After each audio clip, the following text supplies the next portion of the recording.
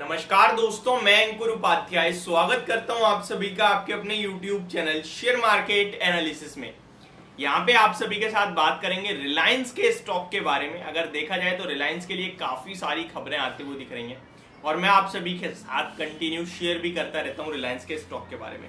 एक एक करके सब कुछ कवर करने की और जानने की कोशिश करते हैं। सबसे इंपॉर्टेंट बात जो है वो ये है कि भाई हमारे पास ये शेयर है, चल नहीं रहा है, क्या करें क्या ना करें, खरीदने का मौका है या फिर इंतजार करें। मैं आप सभी के साथ ऑलरेडी डेली बेसिस पे एक वीडियो कहीं ना कहीं रिलायंस की बना रहा हूँ, जियो फाइनेंशियल पे भी बना रहा हूँ। यहाँ पे आप लोगों की काफी क्वेरीज हैं और हमारा पूरा कॉन्फिडेंस है कि ये शेयर्स बेचने नहीं है, क्योंकि इनमें पोटेंशियल है आपके लिए पैसा बनाने का और आपको वहीं पे निवेशित रहना है जहां आपके पैसे की सेफ्टी मिले और पैसा भी बने। इस समय तो कम से कम देखिए, इस समय से मेरा मतलब ये है मिड कैप और स्मॉल कैप आउट परफॉर्म कर रहे हैं बीते एक महीने से। एक दिन, दो दिन, तीन दिन की बात अलग होती है, एक महीने की बात अलग होती है। किसी भी समय ये सेक्टर टर्न हो सकता है, ये जो खेल चल रहा है अभी ये टर्न हो सकता है, क्योंकि अगर आप पूरी अगस्त सीरीज देखेंगे ना तो इंडेक्स में कुछ नहीं हुआ, नीचे ही आए हैं। लेकिन मिड कैप और स्मॉल कैप आप देखो हाइस पे चले गए हैं। तो ये चीज आपको समझ में आ रही होगी कहीं ना कहीं, और जो मेरे को भी समझ में आ रही है और मैं कोशिश कर रहा हूँ आपको समझाने की।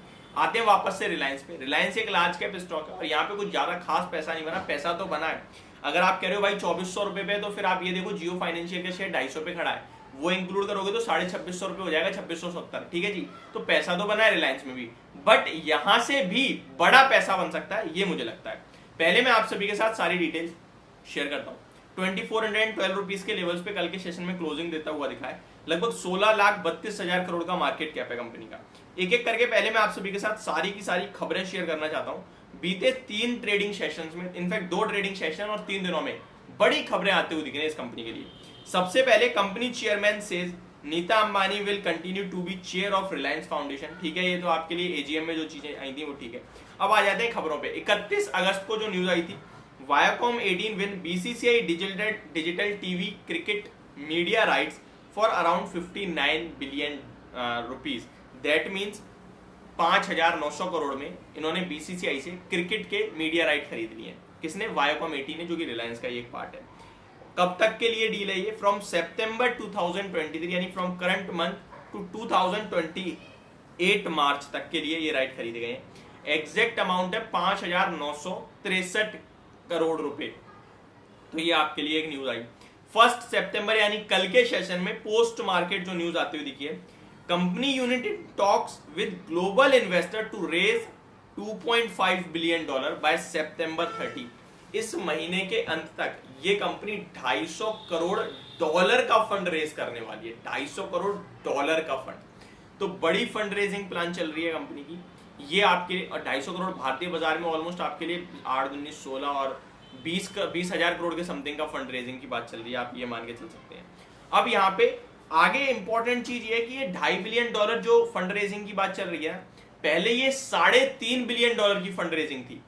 $1 बिलियन ऑलरेडी अनाउंस हो चुका है। कहां से होना है? वो हो चुका है कतार इन्वेस्टमेंट अथॉरिटी से, जो कि रिसेंटली आई थी। जो कतार इन्वेस्टमेंट अथॉरिटी ने रिलायंस रिटेल में 8,200 करोड़ का निवेश करा है 1% का, वो आई थिंक यही था। तो ये हो चुका है इनका। अभी $2.5 बिलियन का और रह गया है, जो कि 30 सितंबर से पहले कंपनी कर लेगी। आगे बात की जाए तो कंपनी इस फंड रेजिंग को लेकर 2 लोगों से बात कर रही है। Company in talks with 2 US investor for fund raise some sovereign wealth funds. कुछ सॉवरेन वेल्थ फंड है और 2 लोग उन्हीं में से हैं जिनसे कंपनी बातचीत कर रही है कि भैया पैसे जुटाने हैं, ये हमारे जो भी चीजें कंपनी अपनी बात बताती है, फिर निवेशक निवेश करना है नहीं करना वो सोचता है।